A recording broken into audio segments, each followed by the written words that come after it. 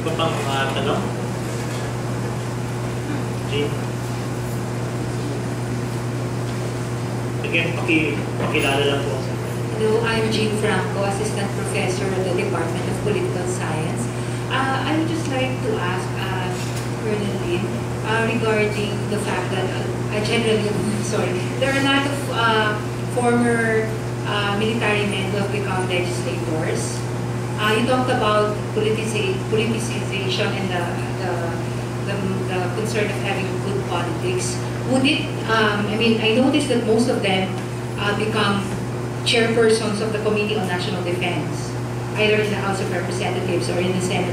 Would that for you constitute as good or bad politics? Isa pang tanong for this round of questions, no? Meron pa?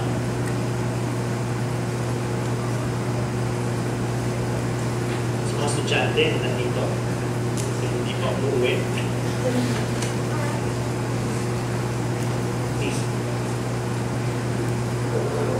Good afternoon. I'm Marisa Robles from South China Morning Post newspaper in Hong Kong. Medyo napaano ko dito.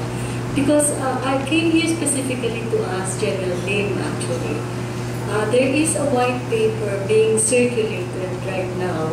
It's very thick, it's very dense, but the gist is it's saying that the Benigno Aquino's administration is so weak that this will enable the left, specifically the communist wing of Joe Masison, to take over government.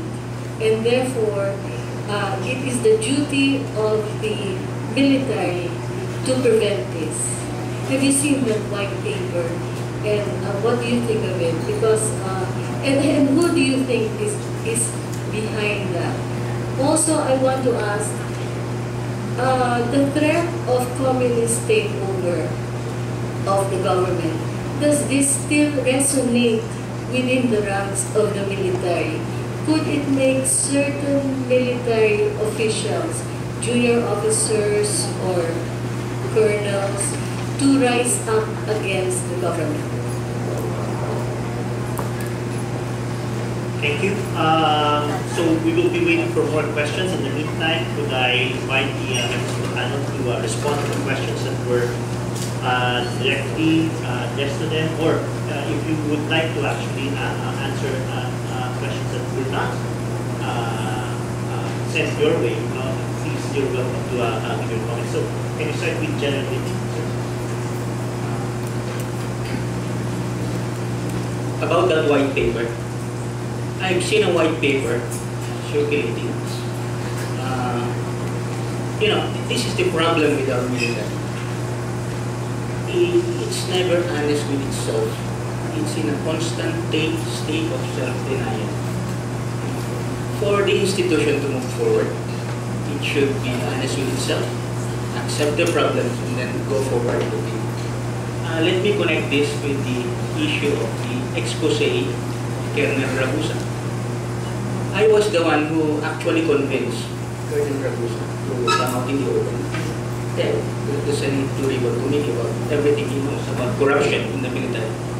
It took me more than 6 months to finally convince him to appear before the Senate committee. So of course, in the process, some generals were not very happy about it. And not too long after, a white paper started circulating. What's in that white paper? Ragusa's expose is supposed to be a part of a conspiracy between the communists and people like General Lim to weaken the institution and pave the way for a takeover of the Pinoy administration. See, that's the problem. Laging tinatakpan yung isang. Ragusa's expose was made not to weaken the institution, but to strengthen the military. When all is said and done, we want to see a military which is a better military, a reformed military, a stronger military. Now, come this, and I think This came from the intelligence service itself of the armed forces, that it's allegedly a part of a destabilization plan involving General Lim talking with the imports with the left to weaken the institution. So if that's the attitude, then we may have a big problem here. It's always the boogie of the left, of the military, being used to scare people, to derail programs such as cleansing the armed forces of corruption. In fact, this idea was even, I heard, was presented to the president. And maganda naman yung sagot ng presidente na I heard. Sabi daw ng presidente, we have all these corrupt generals being named. Sabi daw ng presidente, kung walang makulong dyan, then that's the real stabilization. So, on the question of yung unang tanong kanina tungkol sa revolution, and you know, in the early 80s, I was part of a movement, yung alam ni Criselda, yung YOU, Young Officers Union. Ang pinag-uusapan natin doon ay yung ipagpatuloy yung pakikibaka, yung paglaban ng ating mga bayani for the country, the unfinished revolution of 1896, para magkaroon ng tunay na kalayaan ng ating bansa sa lahat ng aspeto ng ating pambansang pamumuhay. So yan ay dapat, at pag pinag-usapan natin yan, kaakibat yan yung usapin sa pambansang ekonomiya, kung saan hindi tayo laging nadiniktihan ng mga very powerful outside forces through a very complex stratagem where all aspects of our national life are under control. I agree with the pangangailangan na dapat ganun din ang pananaw para sa tunay na pagbabago systemic and structural. Relationship with the social, ganun din. The military has that kind of attitude na laging ang tingin nila sa karamihang grupo, kritiko ka, you're a communist. Yan ang problema. It's using that panakot, that slogan. Colonel Mariano, what he said, is it reflective of the sentiments of majority of the men in uniform? Who organized the forum he attended? Who would benefit from, if ever, the present administration is removed from office? The ideas he was espousing, kanino galing yun?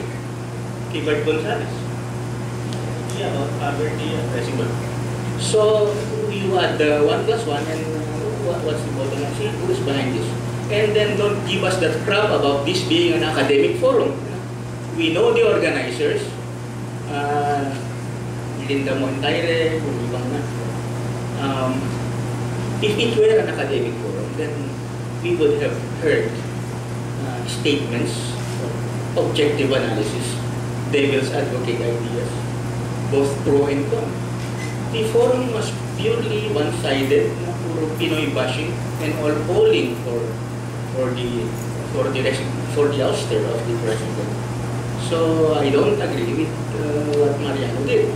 I don't know what his motivations are, but I suspect that these are personal. My concept of a military intervention is really for the people, for the sovereign Filipino people, to use your military as your instruments for reforms, for fundamental reforms, for revolutionary reforms. Not for the military to take power for itself and hold on to power. You, the Filipino people, use your military to achieve these changes that we want to see. A lot of people have joined the legislature, and nothing wrong with that.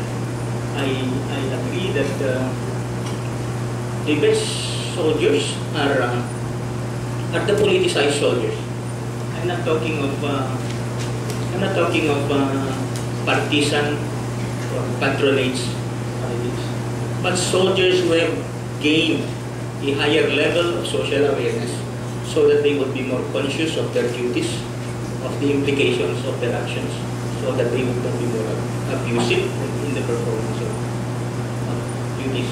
These are the best soldiers when they are well aware of the consequences of their actions.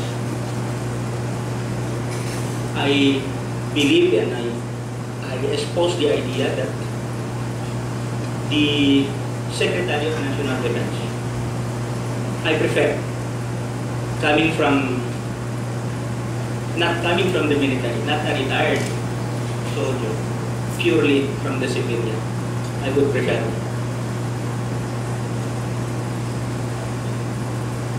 So when the soldier is politicized, as I've said, he would not allow himself to be used in partisan activities. For example, and I would like to see a closure to this during this administration. During the 2004 presidential elections, some people in the military allowed themselves to be used in the electoral fraud. Of course, in the process, they made money. They got promoted to general, to a man, and even after retirement, the ambassadorial posts were cabinet posts were waiting for them. But what happened to the institution? In the process, the institution was also constituted sa laula.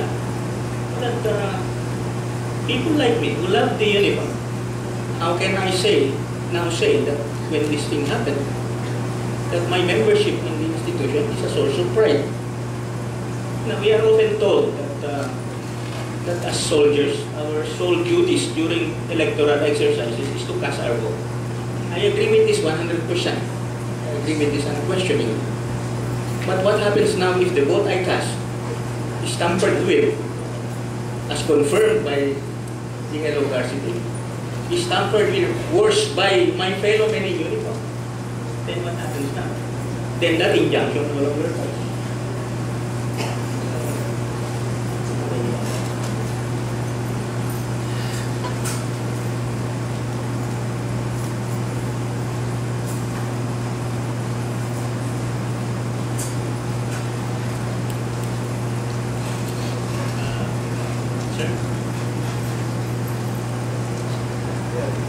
So far as links with non-state actors, I think there are very strong groups out there that stand to gain. I don't have anything in mind specifically, but either by raising communist, Diliman,